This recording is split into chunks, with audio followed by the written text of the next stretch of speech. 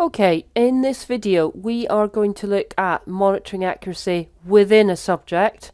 There is another video on monitoring accuracy across subjects. So we're going to start in the monitoring accuracy area, and I'm going to start in the in-year trends. So I have got currently 3 monitoring points, September, November, January. I've selected this using the grade point selector in this blue lozenge here, which there is another video on. So what I'm looking at is I'm looking at a trend across time. Now I'm going to focus on the biology department, and so what I'm looking at is a 3, a 2 and a 2 in terms of ALPS grade. In terms of the score, there's a 0.03 discrepancy between the grade points, which is fairly negligible, with 0.2 being a grade per student. So all's looking well in the biology world.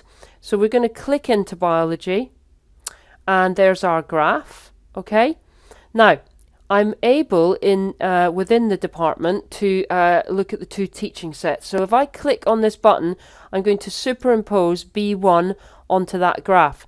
Now B1 have been predicted 555 and B2, wow, 111. Now that's quite a big difference between those 2 groups, and of course it could be absolutely accurate, but it just allows you to start asking questions of how come. So if you're the subject leader or person in charge of biology, head of science, or the line manager of the department, then you are going to want to know whether or not we can account for the differences between those 2 sets in biology.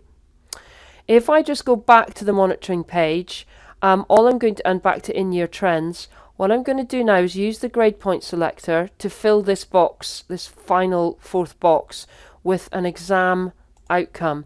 So I'm going to put in the latest exam outcome into that box, and then go back into biology, and then you'll see it's appearing as last year's grade there, which was a grade 7. So by reimposing those 2 sets there, actually set B1 is looking more realistic to last year's outcomes, and set 2 is looking very, very high indeed and very aspirational. So it's allowing you now to go back into the subject itself and start to ask some questions of the individual students in maybe set set B2, and look at how accurate that prediction is across the monitoring points. So I hope that helps you to ask the right questions of your subject leads. Thanks for listening.